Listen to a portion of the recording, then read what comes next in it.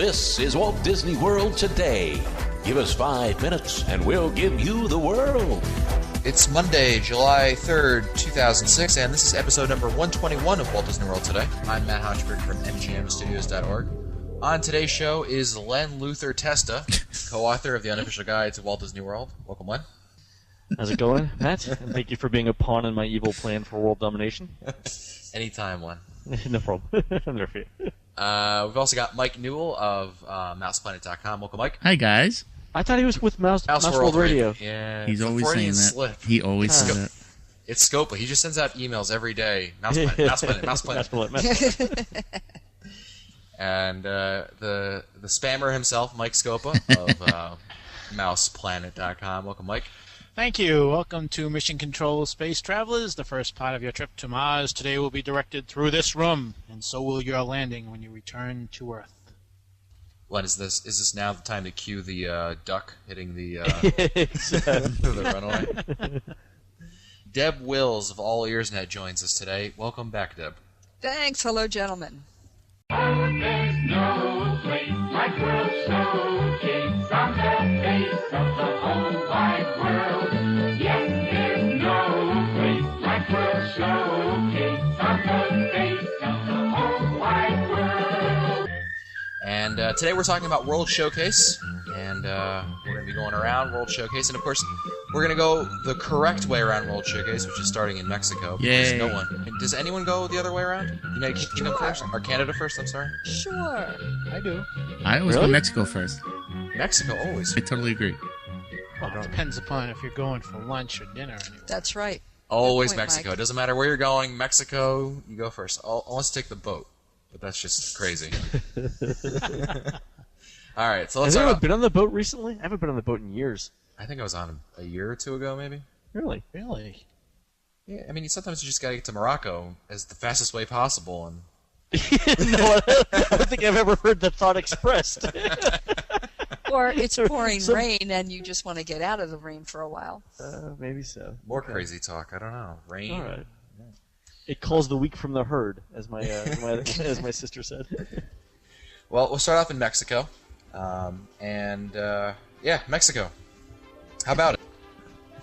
I like the pavilion actually. It's charming. They did a refurb last year where they took out one of the shops in the back left side of the pavilion and put in an interactive guest area. Mm-hmm. Have you guys all seen that? Yes. Casa Mexicana. Right. So they show short videos on food, on the region, on the cultures, and you can do Have you guys done the videos of yourselves cliff diving yet? No. No, I haven't done that. There's How an did I miss interactive. this? There's an interactive video spot if you walk in to the left, and it'll do instead of just taking a picture of you, you can actually do a short video of your head, and they'll superimpose it off of cliff divers. And in all this Acapulco. time, I've been doing the River of Boredom instead. The river of boredom. El Rio de Ennui.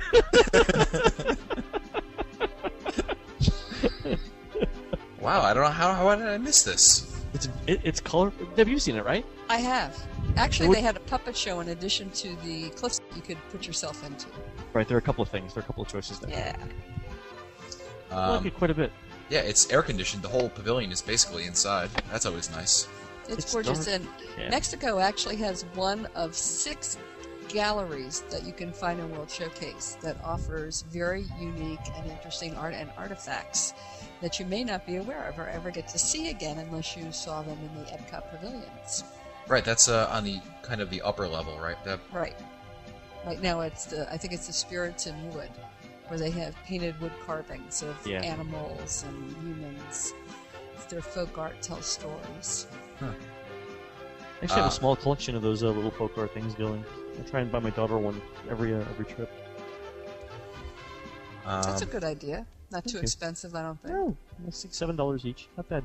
But it's a great. I mean, the pavilion is well done on the inside. Like to Deb's point, we've got the art gallery on the inside, but it's very romantic. It's always nighttime. It's always clean. People are friendly. Yeah, the shopping's also very nice. The jewelry they have over there, if you can afford it, is quite nice. Also, the Mariachi Band will play inside sometimes, which is nice, right outside the San Angelo Inn. And they have interesting items that you can purchase. In addition to the wood carvings Len was talking about, you can get things like little piñatas for kids' parties and straw hats, which of course are always fun. And they have a glass swizzle stick collection with different vegetables on it. Really? Yeah. Has anyone ever bought one of those huge, oversized hats? Does anyone know of anyone who's actually bought one of them? You mean sober? Is that what I think that's what the margaritas are for. Yeah, right. I don't know. I mean, they have them over there, and everyone always tries them on. Oh yeah, I mean it's a classic. But no one actually bought. I've never actually. How would you seen get them on the buy. plane? I mean, that's what I I know. would It's like bringing the pinata on the plane. It's like it's just not put the it in most the overhead. convenient. Nothing will happen. Exactly. The head sticking out, you're mashing the head with a little overhead door. The candy comes tumbling out. Oh, I love the fact that they have Dos Equis on tap over there, which is hard to find in the States. Yes. So that's my favorite. Well, of course, I spend too much time on the River of Boredom. I've been missing out on cliff diving and. Cliff diving, and have you seen the orchid display that's outside the pavilion? Oh, that yeah. pathway that sort of runs around. They have beautiful, beautiful flowers back there. Yep. And It's if you're leaving the pavilion and you exit to the left. correct. Yeah. Towards Norway. Right. Well, let's move on to Norway, the pavilion that proves that if you throw enough good-looking girls over there, any pavilion can be good. I mean, this pavilion was, like, terrible. I mean, the food was terrible. No one likes cold fish. And they just said, well, let's just throw some characters, and Mike Scopa showed up for that, and, I mean, that was... My favorite part of the Norway Pavilion is the Stave Church. If you've ever spent any time inside there, just listening to that music and reading about the history of the Stave Church, it's just one of the unheralded treasures of World Showcases. Remember they've changed it, Mike, to the history of Vikings now. You're kidding. No, they got rid of the Stave Church. I know. I was bummed too, especially since I'm a member of the Society for the Preservation of Ancient Norwegian Monuments, which What? Are you the president? No, I'm sure someone Norwegian is. But little known fact: if you look on there's a plaque on the inside of the Stave Church that says that the Stave Church is sponsored in part by the Society for the Preservation of Ancient Norwegian Monuments, and that membership is open to anyone. Interesting. So they found their website, which is written entirely in Norse, and I clicked around until I could find something that looked like somewhere to enter your name and address. And I did, and then like 3 months later, I got a magazine, shiny, glossy, completely in Norse, and a little membership card. And so the bill was 350 kroner. I'm like, ow, 350 kroner! What have I done? It ends up it's like $50. But I will give you the website now for our listeners if you want to hear it. Sure. It's fortisminenforgenen.no. That's what I was going to say. Exactly. FORTIDSMINENEFORENINGEN.no. Oh, he wasn't kidding. For the show notes. There you go. For all those who want to join Len. One more time. I think I'd rather just go into the bakery and eat the sweet pretzels with the almonds on top. And have you seen that they actually have iced pretzels? That's the good thing about this. People say that civilization does not continue to advance. They need to look no farther than that right there. That's someone thinking. I could just see the Vikings after like smashing people's heads open. They're like, you know what we need? Iced pretzels. Confectioner's sugar, a little bit of salt. You know.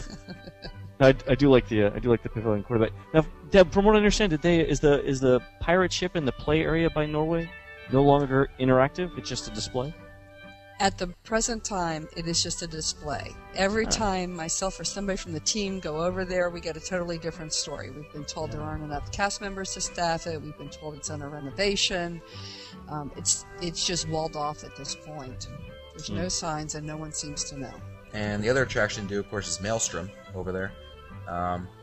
Has anyone ever stayed for the video after? I like the video. It is First a great time. video. No, I just made a Bob video doesn't like it. In fact, I think Bob hates it actually, but I kind of like it. It's cute. It's not long.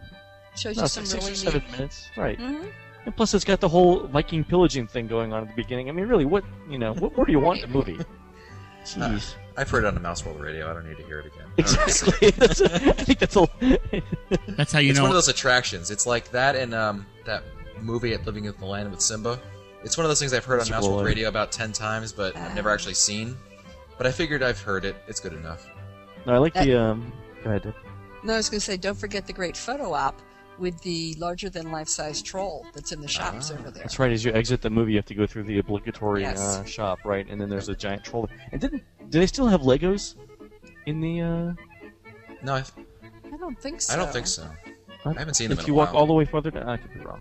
They have Viking hats, Viking Excellent. helmets. It's good to drink around the world in that. Think about it. If you start like in the UK and you work clockwise, then Norway would be like the fourth country that you get. By that time, you're wearing the Viking helmet. Yeah. Absolutely.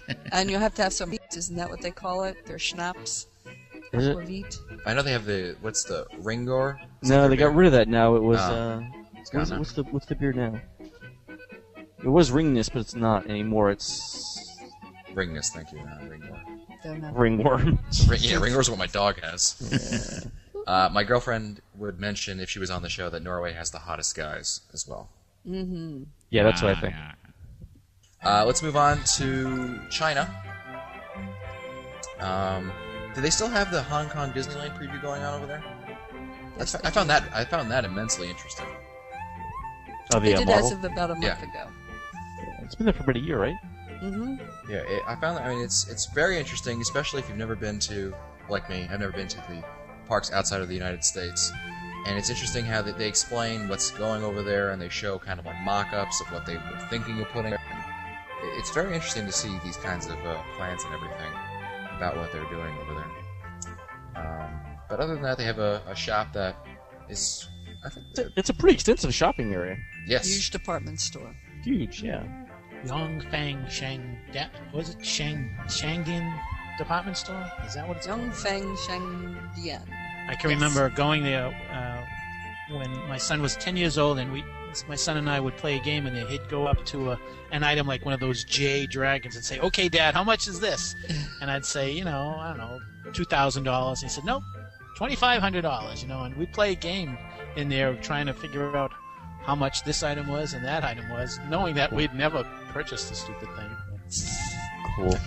Sometimes the- you can find Mulan and Mushu there. Really? yes, I Oh, found yeah, them. Hanging around. exactly, yeah. Yep, I've seen them over there.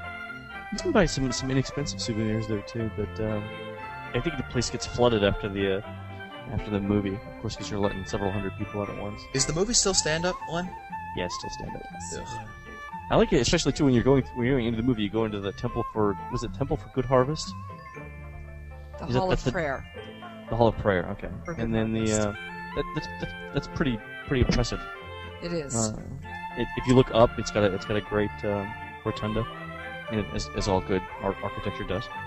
China also has a wonderful gallery too. I've actually been in there with a friend who studies Asian Oh, yeah, culture. yeah, yeah. And they were just amazed at the artifacts that were in the pavilion gallery. So as you're walking into the pavilion, it's on the left-hand side, right? And it does is it still the Yes. indigenous people, where they talk a little bit about each culture and show, like you've got the Yi people and the. I'm not sure what's there right now. The last time I was there, I guess for Mouse Fest, it was the different cultures. There's like the many faces of China or something like that. Right? Yeah. That's right. It is. It's terribly interesting. I really like the movie. I kind of like the old movie a little bit better. Mm-hmm. But the new movie is Wonders of China. What is it about? It's about 5 minutes shorter than the old movie. Again, corresponding to the Americans' lack of attention span. So it's about 14 minutes long.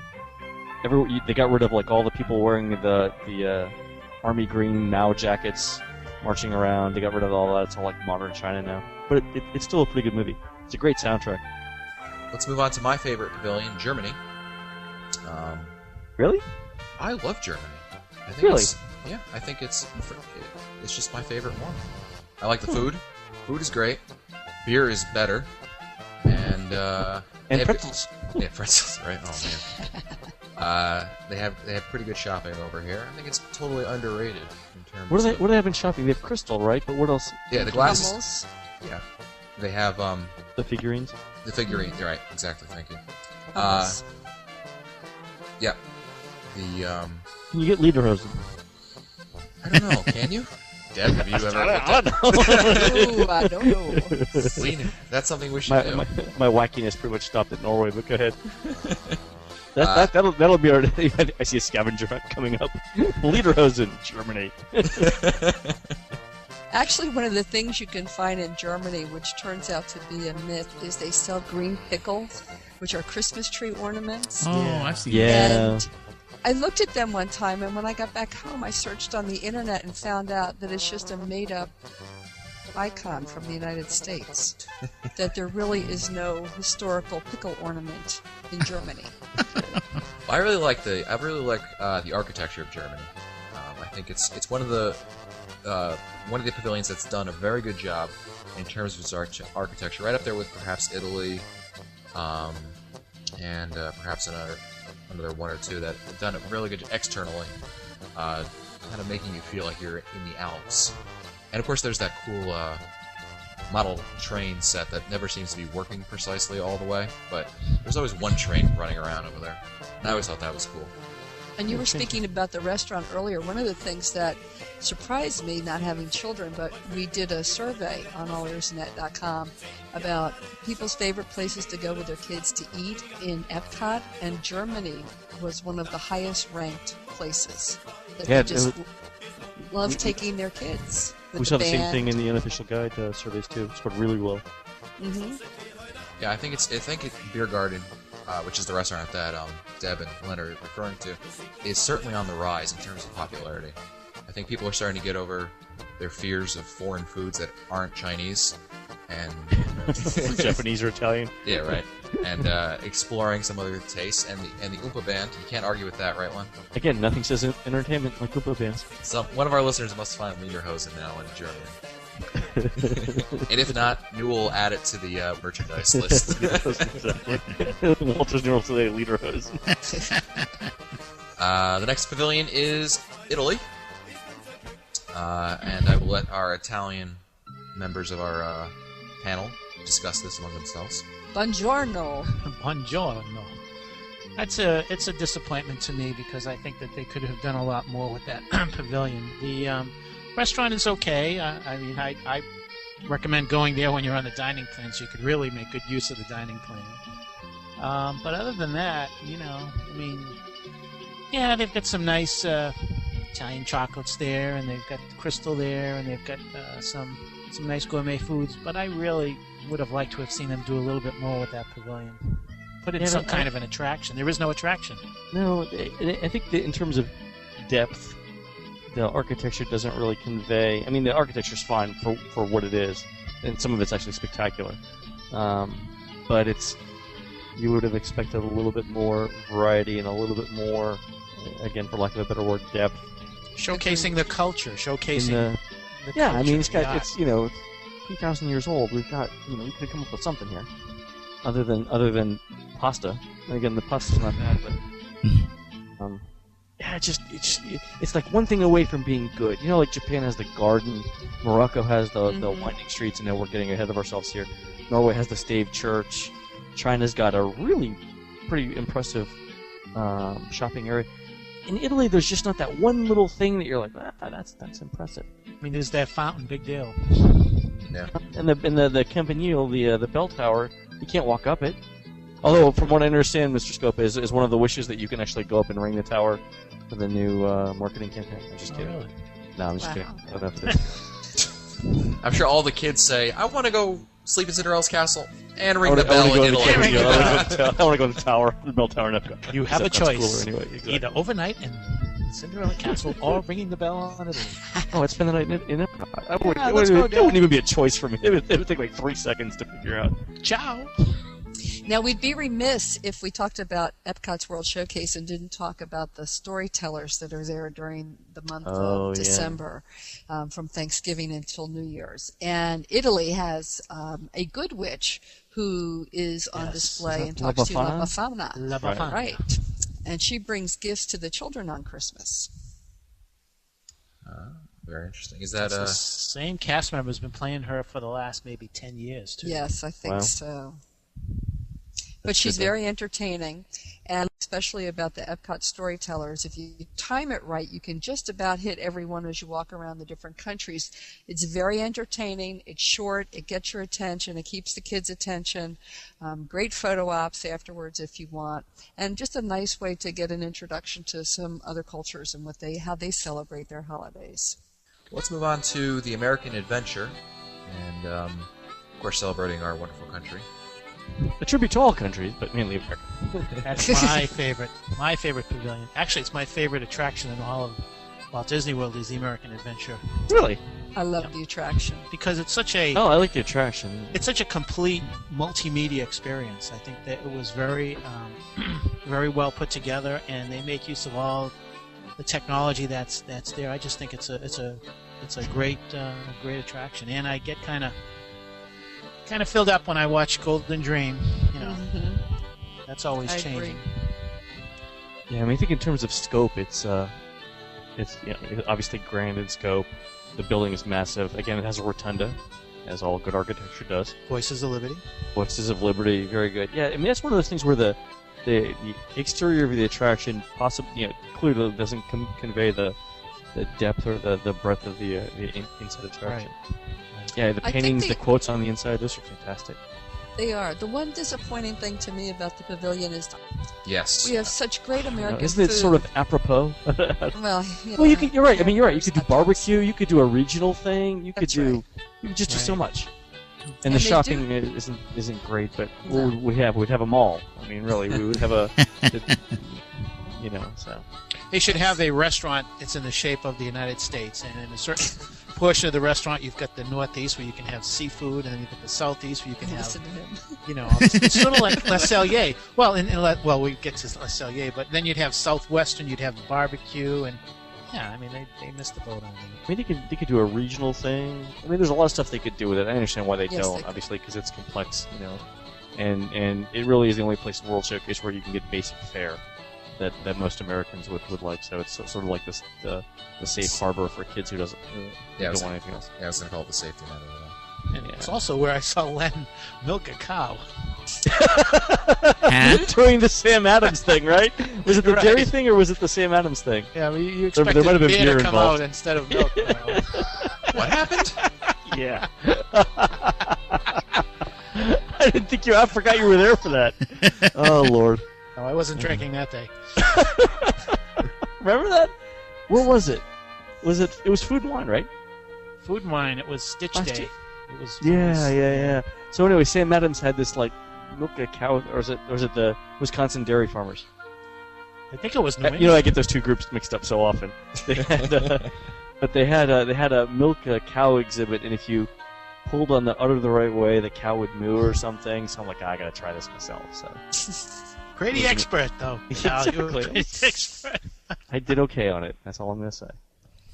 Well, we're going to have to cut this episode short because we're only at American Adventure. However, we will be covering the rest of World Showcase in an upcoming episode, so you'll have to stay tuned for that.